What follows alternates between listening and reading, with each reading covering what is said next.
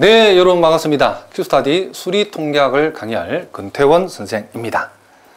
자, 우리가 여러분 수리통계학을 여러분 공부해야 될 우리 학생들은 주로 이제 통계학과를 우리가 지나간 학생들이라든가 또는 수학과에서 통계학을 배우기도 하고 또 상대성인 경우에도 이 통계학, 우리 수리통계학을 공부해야 되는데, 자, 이 수리통계학은 우리가 통계학, 그죠?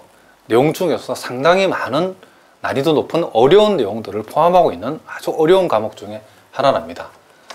여러분 원서를 기준으로 했을 때 약 800페이지 분량으로 그 내용도 방대하죠.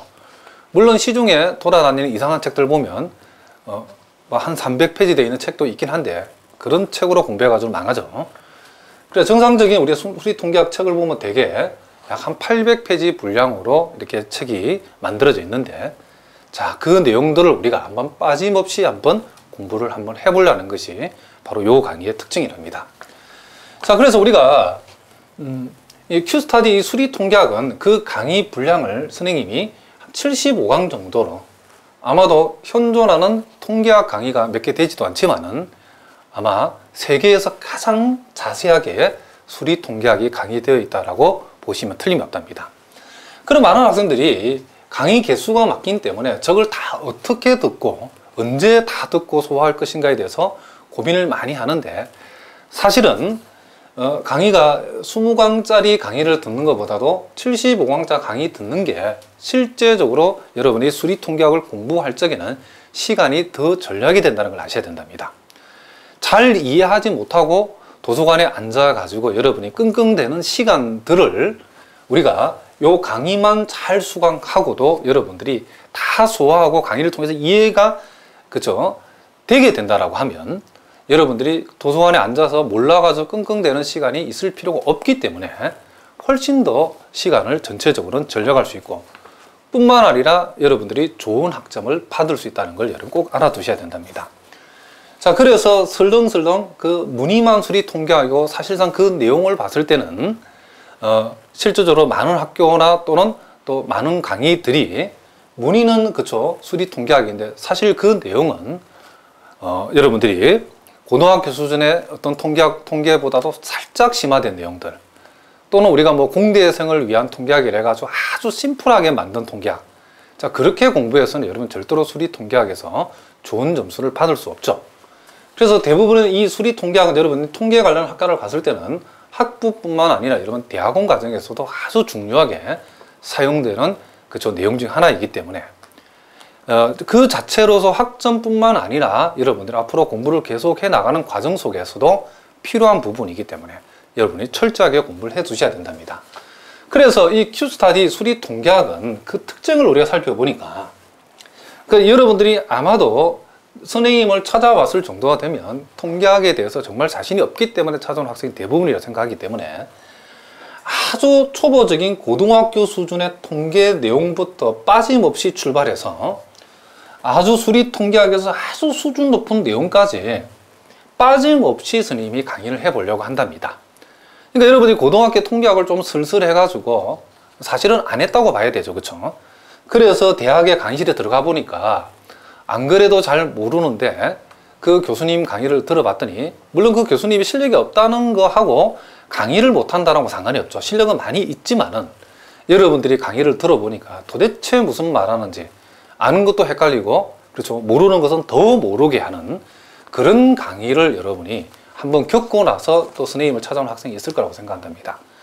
그래서 그런 학생들을 고려해 가지고 선생님은 일단 초보적인 내용부터 최고 수준의 여러분 대학원에 가서도 써먹을 수 있는 내용까지 빠짐없이 강의를 할 생각이고, 또 여러분들이 잘 모르는 부분들을 명쾌하게 강의를 한번 해보려고 한답니다.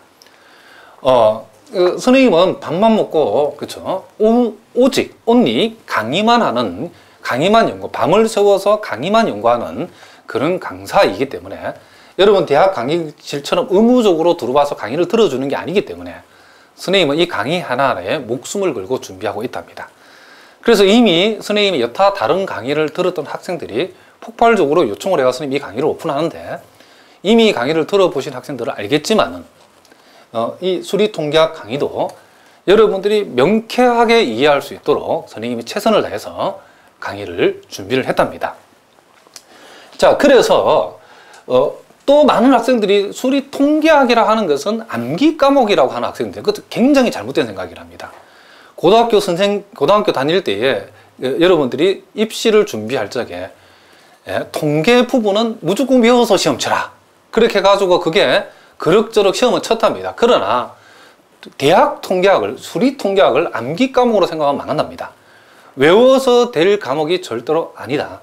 정확한 정의정명을 통해서 완벽한 이해를 하셔야 되고, 동시에 여러 가지 풍부한 실전 문제를 통해서 연습을 하셔야만이 여러분들이 이 통계학은 완벽하게 정복을 할 수 있답니다. 자, 그래서 선생님이 75강이라는 방대한 분량으로 수리 통계학을 이 강의를 한 이유는 여러분들이 초보적인 내용부터 수준 높은 내용까지 모든 정의정명을 빠짐없이 또 실전 연습 문제까지 이 강의를 통해서 한 방에 해결할 수 있도록 이 강의를 구성을 했답니다. 그래서 아마도 이 강의를 아마 여러분 보시면 알겠지만 수리 통계학의 바이블이라고 해도 될 만큼, 감히 이렇게 얘기할 수 있을 만큼 여러분들이 이 강의를 수강을 하면서 여러분 대학 강의를 들으시거나 또는 여러 가지 시험을 대비하면 여러분 절대로 나쁜 결과를 만나지 않도록 선생님이 강의를 할 예정이랍니다.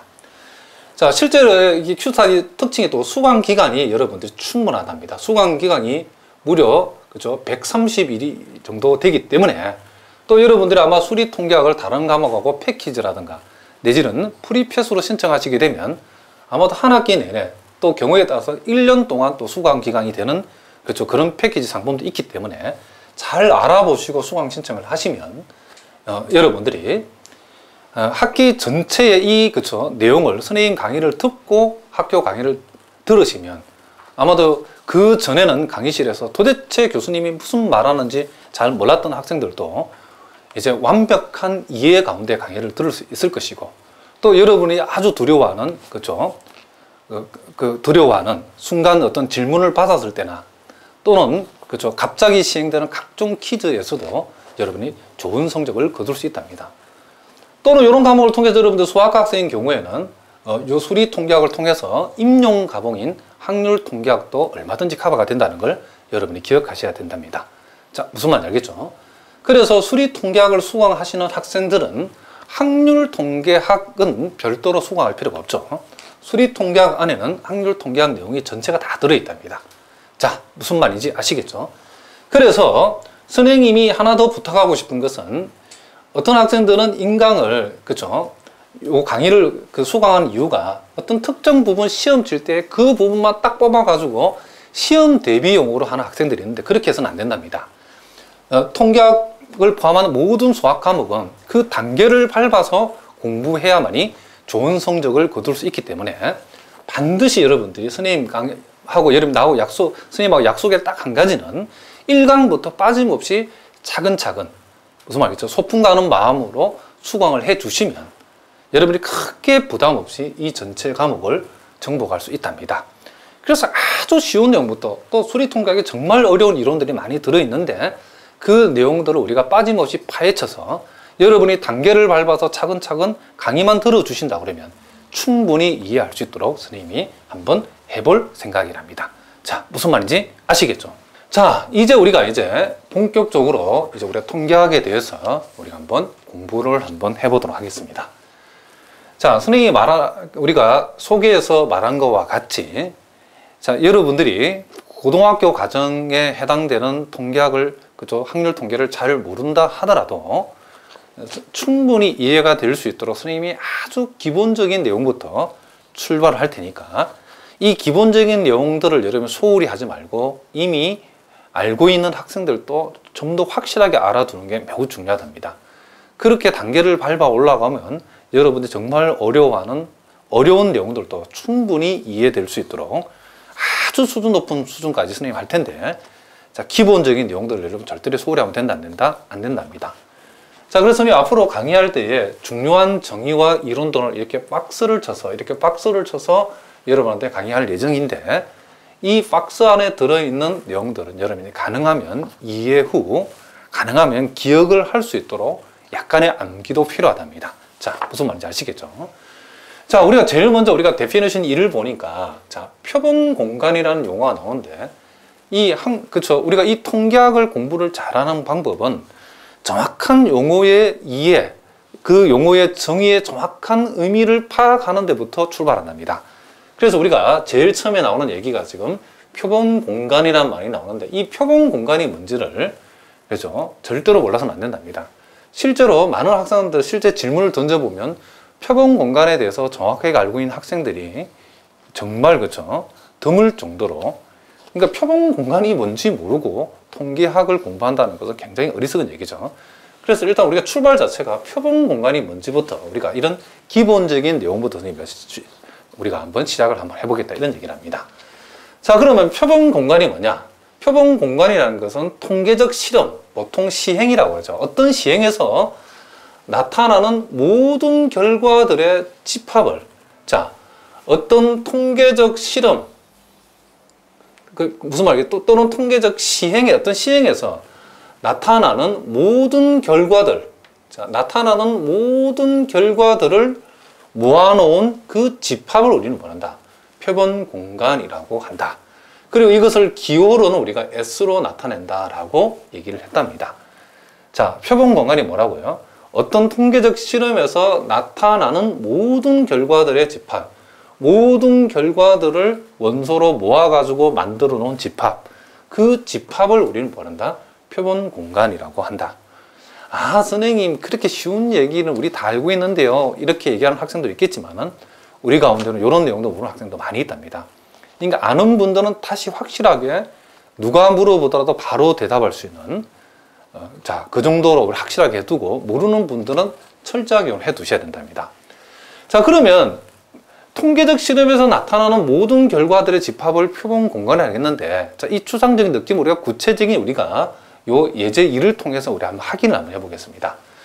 자, 다음 각 경우에 표본 공간을 구하여라 라고 했는데, 자, 표본 공간을 구하라겠죠. 자, 그럼 여기 각각의, 자, 5문제가 있는데, 선생님 일단 3문제를 미리 소개했는데, 자, 1번을 보니까 한 개의 동전을 던져서 앞면이 나오면 다시 동전을 다시 던지고, 뒷면이 나오면 한 개의 주사위를 던지는 요런 실험, 요런 실험에서의 표본 공간을 우리가 한번 조사를 해보라 그랬답니다.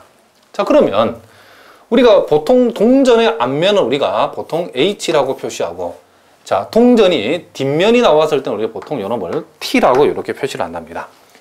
자, 그럼 주사위를 던졌을 때는 나오는 거, 이 주사위의 경우에는, 자, 이 주사위의 경우는 눈이 1하고 2하고 3하고, 자, 4하고 5하고, 자, 6이 가능하겠죠.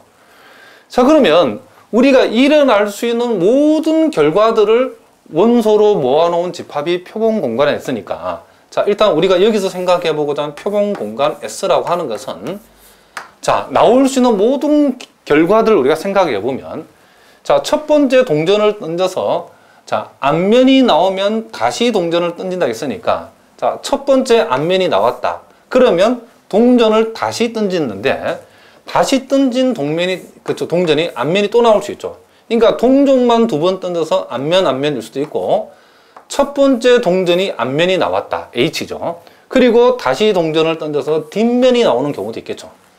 자, 일단 첫 번째 동전을 던졌을 때 앞면이 나왔을 때는 이어서 다시 동전을 던지기 때문에 동전만 2번 던지는 경우는 앞면하고 앞면, 뒷면, 요런, 그쵸, 결과물이 있겠죠. 또 첫 번째 이제 동전을 던졌는데, 자, 여기 보니까 뒷면이 나오면 주사위를 이제 한번 던지자 했겠다, 알겠죠? 자, 첫 번째 동전을 던져서 뒷면이 나왔다. 그러면 주사위를 던지자 했으니까 뒷면이 나오고 주사위를 던져서 1이 나오는 경우하고, 뒷면이 나오고 주사위를 던져서 2가 나오는 경우하고, 뒷면이 나오고 주사위를 던져서 3이 나오는 경우하고, 뒷면이 나오고 주사위를 던져서 4가 나오는 경우하고, 뒷면이 나오고 주사위를 던져서 5가 나오는 경우하고, 뒷면이 나오고 주사위를 던져서 6이 나오는 경우. 자, 이렇게 바로, 그쵸, 요런 결과물들이 우리가 생길 수 있다는 것을 알 수 있답니다. 그러니까 한 개의 동전을 던져서 앞면이 나오면 다시 동전을 한 번 더 던지고, 뒷면이 나오면 주사위를 던진다는 이 실험에서 나타날 수 있는 모든 결과물들은 이렇게 된다는 것을 우리가 알 수 있답니다.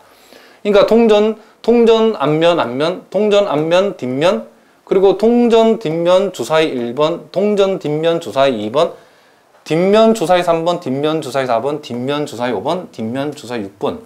이와 같은 실험에서는 이와 같은 결과물 외에는 다른 결과물이 나오지 않는다는 걸 우리가 알 수 있죠.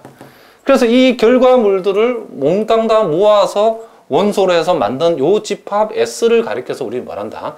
우리는 표본 공간이라고 부르겠다. 이런 얘기를 합니다. 자, 무슨 말인지 알겠죠? 자, 이미 우리가 알고 있는 분들도 많이 있지만 우리가 기초부터 공부를 해보자는 거죠. 자, 그럼 이제 두 번째, 한 개의 동전을 3번 던지는 실험이다.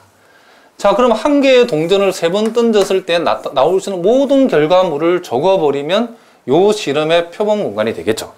한 개의 동전을 3번 던진다 했을 때에 3번 다 앞면이 나올 수도 있겠죠. 이렇게. 그리고 앞면이 2번만 나오는 경우, 자, 앞면이 2번만 나오는 경우는 이렇게 앞면, 뒷면일 수도 있고, 앞면, 뒷면, 앞면, 그리고 뒷면, 앞면 이렇게 될 수도 있겠죠.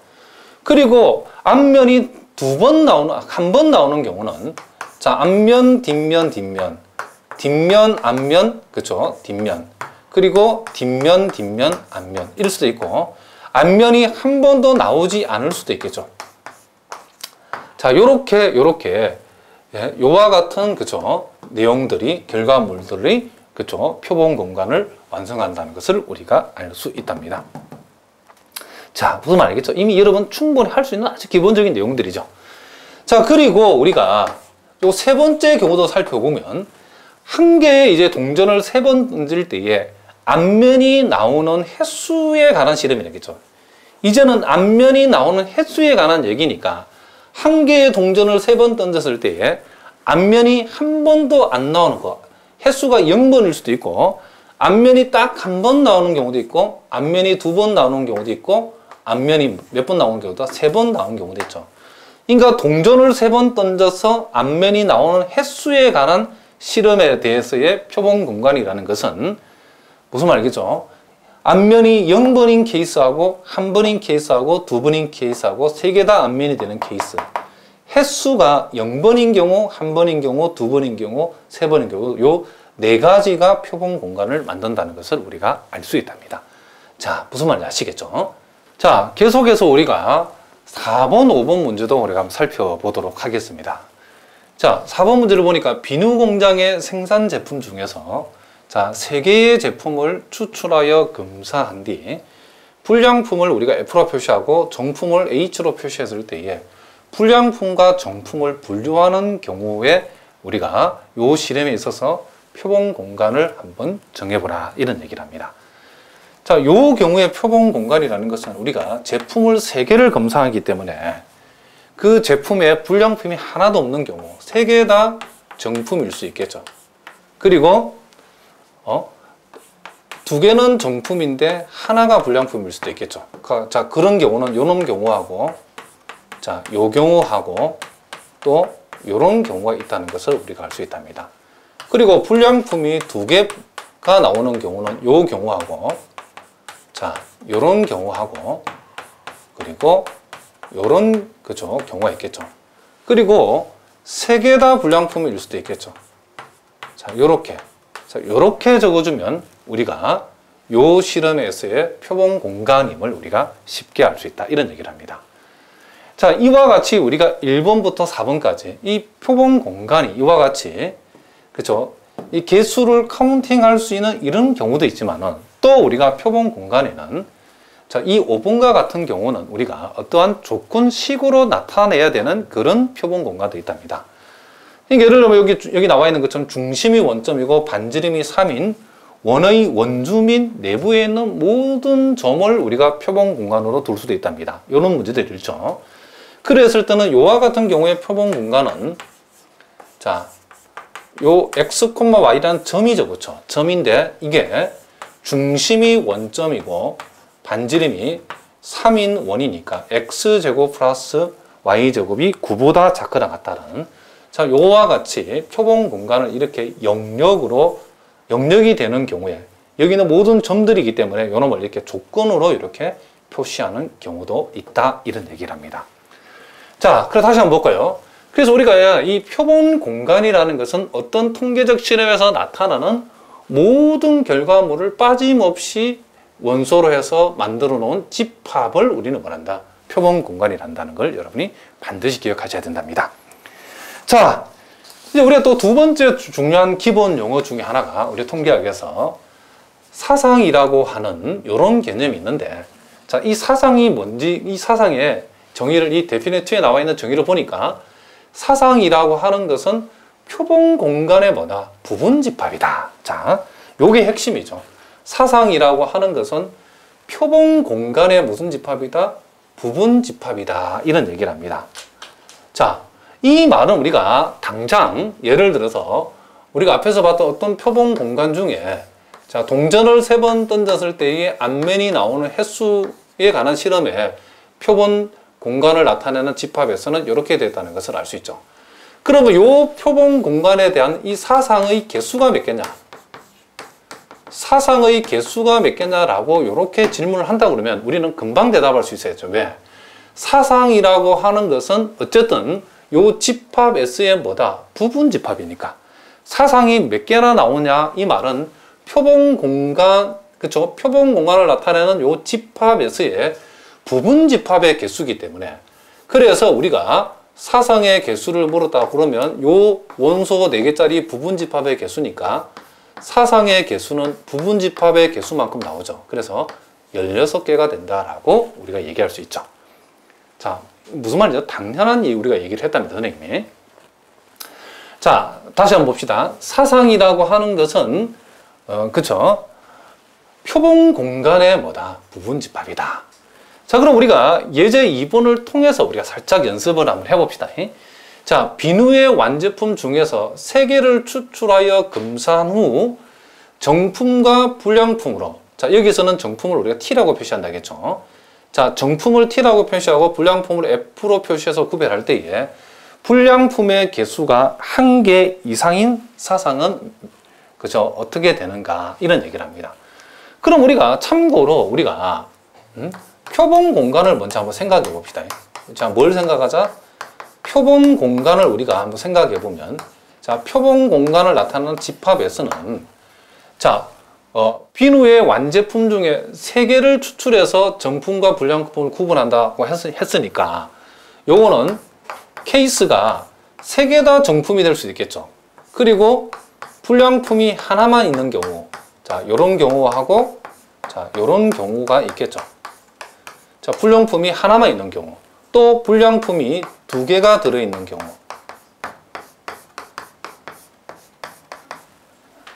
불량품이 2개가 들어있는 경우, 자, 요런 경우하고 3개 다 불량품인 경우, 요런 경우가 있겠죠. 자, 이게 전체 집합이죠. 일종의 표본 공간이니까. 자, 표본 공간이 이렇게 되는데 우리가, 자, 불량품의 개수가, F의 개수가, 불량품의 개수가, 자, 1개인 사상은 어떻게 되는가? 자, 이 사상은 요 집합에서의 부분 집합이겠죠. 이걸 A라고 한다 그러면 우리가 어떻게 표현할 수 있죠?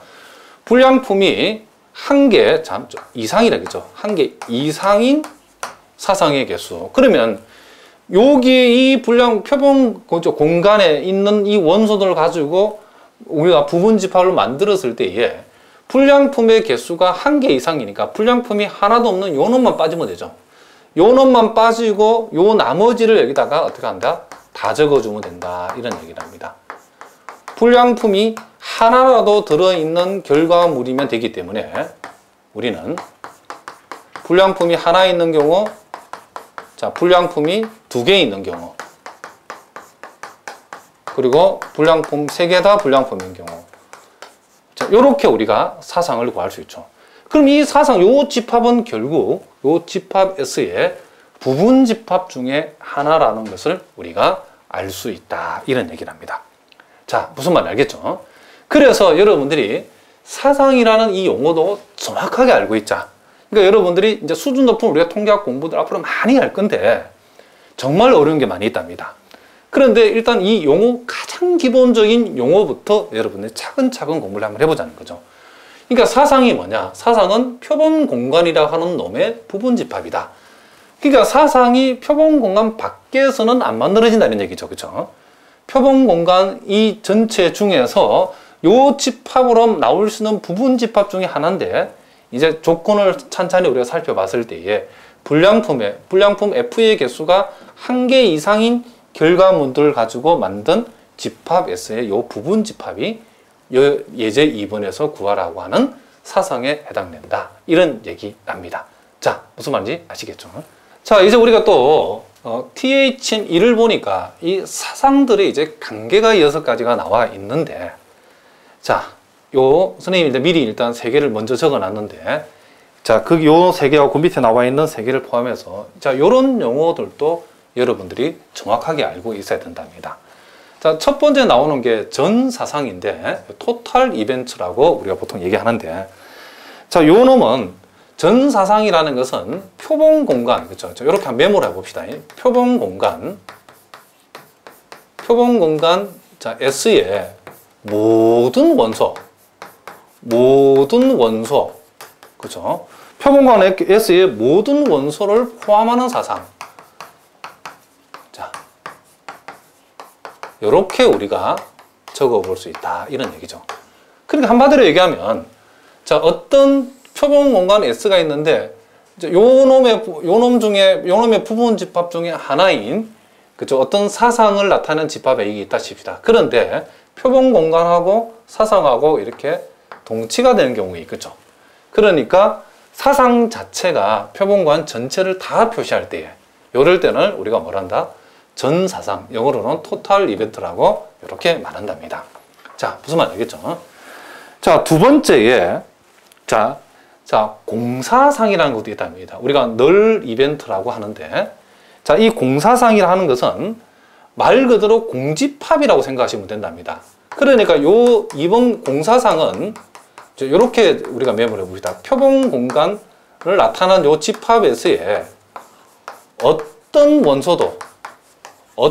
원소도, 그죠? 포함하지 않는 사상이라고 한번 적어보겠습니다. 포함하지, 자, 어떻게 하는, 그죠? 않는 사상이다. 자, 그러니까 사상이라고 하는 것은 표본공간 S의 부분집합인데, 요 표본공간 S의 어떤 원소도 포함하지 않으니까 이 사상 안에는, 그쵸, 원소가 하나도 없겠죠. 그쵸? 그래서 우리는 이놈을 공사상, 원어로는 우리가 널 이벤트라고 이렇게 불러준다. 이런 얘기를 합니다. 자, 무슨 말인지 알겠죠? 그리고 이제 이 여사상, 그쵸? 컴플리먼터리 이벤트라고 하는데, 이 여사상이라고 하는 것은 일단 우리가 요 표본 공간, 요렇게 한번 적어 봅시다. 표본 공간 요 S에 어떤 사상 하나를 생각해야 된답니다. 표본 공간 S에, 그쵸? 어떤 사상 E, 요 사상 E를 우리가 생각했을 때에, 어떤 사상 E에는, 그쵸? 사상 E에는 속하지 않는 요 표본 공간 S에 우리가 사상, 요 놈의 한 부분 집합 중에 하나인 집합 E를 생각했을 때에, 집합 E에는 속하지 않는, 집합 E에는 속하지 않는 원소들, 그쵸? 그쵸? 집합 E에 속하지 않는, 그러니까 정확하게 말하면 S의 모든 원소를 합시다. S의 모든 원소들의 집합인 사상이다.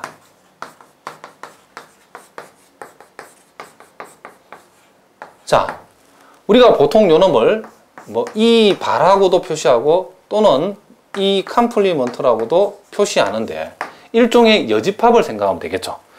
그러니까 집합 S의 표본 공간을 나타내는 집합 S의 부분 집합 중에 하나는 사상 E를 우리가 생각했을 때에, 요 사상 E에 들어있지 않는 원소들을 가지고 만든 집합인 사상들을 우리는 요 E 입장에서는 여사상 내지는 우리가 보통 집합으로 나설 땐 여집합이라고 이렇게 표시해 주면 된다. 이런 얘기를 합니다. 자, 그러니까 여사상이라고 하는 것은 E에는 들어있지 않는 원소들 가지고 만든 사상들을 우리는 말한다. 이 입장에서 여사상이라고 얘기한다. 원어로는 우리가 컴플리먼터리 그죠? 컴플리멘터리 이벤트라고 얘기한다. 이런 얘기를 합니다. 자, 무슨 말인지 아시겠죠? 자, 이제 또 네 번째 우리 합사상, 곱사상, 자, 그리고 배반사상이 나와 있는데, 자, 요놈은 선생님이 미리 좀 필긴 했는데 요 내용을 여러분 먼저 꼭 한번 적어 보시기 바랍니다. 자, 요건 물론 여러분들이 인쇄로 여러분 미리 해 놓을 수도 있지만은 이 중요한 용어들은 여러분이 꼭 한번 써 보셔야 된답니다. 결코 요 쓰는 데 드는 시간이 낭비가 아니랍니다. 자, 무슨 말인지 알겠죠? 자, 다 쓴 줄 믿고 이제 선생님이 한번 같이 한번 살펴보겠습니다. 자, 합사상이다. 자, 유니온 이벤트라고 하는데, 자, 요놈은 이 두 사상 E와 F에 대해서 E 또는 F 중에서 적어도 한쪽이 일어나는 사상을 우리는 뭐란다? 합사상이라고 한다. 이런 얘기를 합니다. 우리가 보통 요 합사상을 우리가 이렇게 표현하죠. 집합 E와 집합 F의 무슨 집합? 요놈이 합집합이라고 표시했을 때에, 자, 요 X는 집합 E의 원소이든지 또는 사상 F를 나타내는 집합 F의 원소가 되든지, 자, 요렇게 우리가 표시할 수 있다. 이런 얘기죠. 자, 그리고, 자, 이 곱사상이라고 하는 것은, 자, 인터섹션 이벤트라고 했는데, 요놈은 두 사상 E와 F에 대해서 E와 F가, 자, 동시에 일어나는 사상이다라고 얘기할 수 있죠. 자, 요놈 역시도 우리가 굳이 이렇게 표시해 보면 E와 F의 교집합으로 표시할 수 있고, 자, 요놈의 원소 X는 E의 원소이면서 and 동시에 뭐의 원소? F의 원소. 그러니까 사상 E에도 포함되고 사상 F에도 동시에 포함되는 요놈을 우리는 뭐한다? 사상 입장에서는 곱사상이라고 얘기한다. 이런 얘기죠. 자, 우리가 또 여섯 번째 이 배반 사상을 보니까 그렇죠. 자, mutually exclusive 이벤트라고 했는데, 이 배반 사상이라는 것은 두 사상 E와 F를 우리가 생각했을 때에 E와 F 중에서 한쪽이 일어나면 다른 쪽이 일어나지 않을 때 E와 F는 서로보다 배반이라고 우리가 얘기하고, 이 서로 관계를 우리가 배반 사상이라고 얘기한다. 이런 얘기를 합니다. 자, 무슨 말인지 아시겠죠? 그러니까 여러분들이 여사상하고는 구분해야 되는 게, 이 여사상하고 살짝 다르죠. 그러니까 우리가 전체 표본 공간을 이만큼을 알겠을 때에 사상 E의 여사상이라는 것은 E를 빼고 나머지 전부 다죠. 그렇죠? 요게 지금 뭐다? 지금 무슨 사상이다? 여사상이고, 배반 사상이라고 하는 것은 여러분들이 이런 개념으로 보시면 되죠. 이 전체를 근원 사상이라고 했을 때에, 자, 무슨 말이겠죠? 배반 사상이라는 것은 이런 개념이랍니다. 이런 개념. 그러니까 사상 E하고 사상 F가 동시에 발생할 수 없다. 서로 공통 부분이 없다. 이런 얘기지. 무슨 말이겠죠? 요놈 아닌 나머지 전부를 나타내는 여사상하고는 여러분들이 배반 사상하고 여사상은 개념적으로 조금 구분해야 된다는 것도 여러분이 알아두셔야 된다. 이런 얘기를 합니다. 자, 무슨 말인지 알겠죠?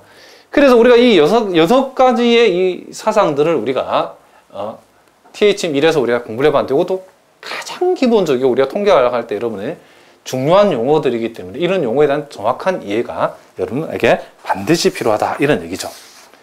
자, 그러면 우리가 요놈과 관련된 우리가 문제 연습을 조금 한번 해보도록 하겠습니다.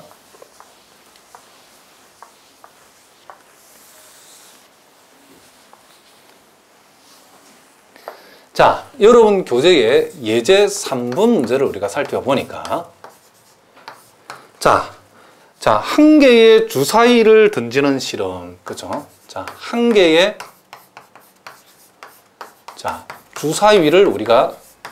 한 개의 주사위를 우리가 던지는 어떤 실험이 있는데, 자, 거기에서, 자, 그럼 요 놈의, 그죠? 표본 공간 집합 S는 당근 1하고 2하고 3하고 4하고 5하고 6이 되겠죠. 그런데 거기 보니까, 자, 요 놈의 부분 집합 중에 하나인 사상 1을 1, 2, 3이다.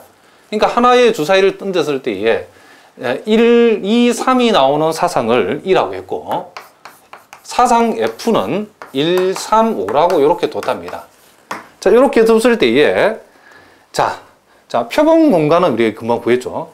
이랬을 때 두 번째는 두 사상의 합사상을 생각해 보라. E와 F의 무슨 사상? 자, 합사상이라고 하는 것은 말 그대로 E와 F의 뭘 나타낸다? 합집합을 나타내는 거죠. 그러니까 요놈 합집하니까 1하고 2하고 3하고 뭐가 된다? 5가 되는 거고. 그리고 곱사상을 우리가 한번 생각해 보라 그랬죠. 곱사상. 자, 요놈은 E하고 F의 뭐가 된다? 공통부분이 되는. 요놈 공통부분이 1하고 3이죠. 그러니까 1하고 3이라는 것을 우리가 금방 알 수 있고. 그리고 집합이의 여사상을 생각해 보라 그랬죠.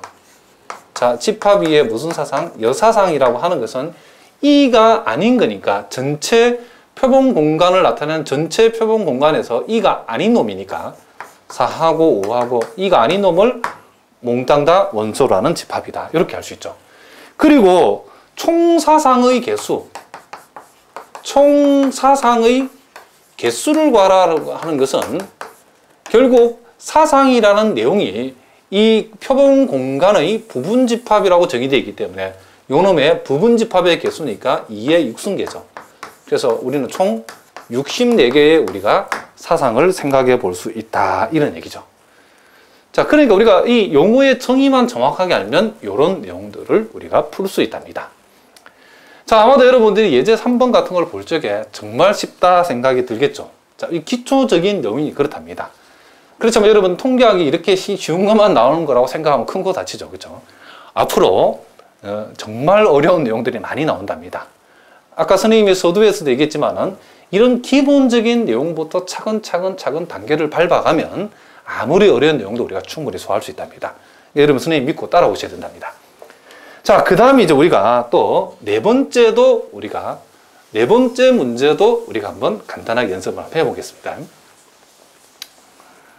자, 거기는 보니까 한 개의 동전을 한 개의 동전을 던져서 앞면이 나오면 H, 뒷면이 나오면 T라 했을 때의 얘기죠. 자, 한 개의 동전을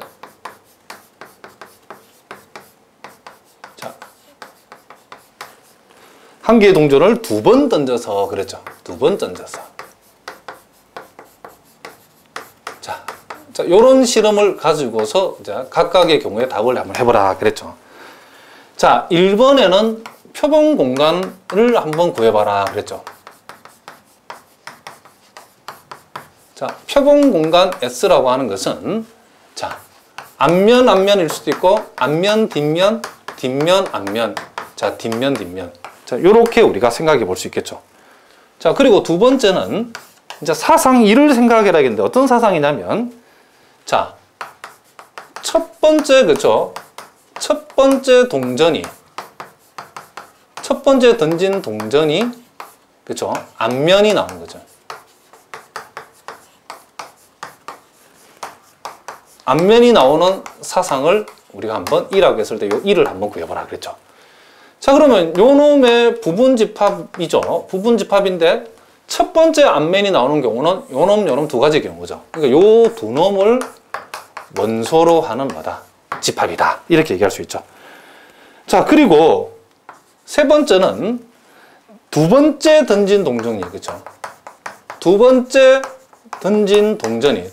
동전이 자, 뒷면이 나오는 사상. 뒷면이 나오는 사상을 F라고 했을 때에 요 F를 우리가 한번 생각해 보라 그랬죠.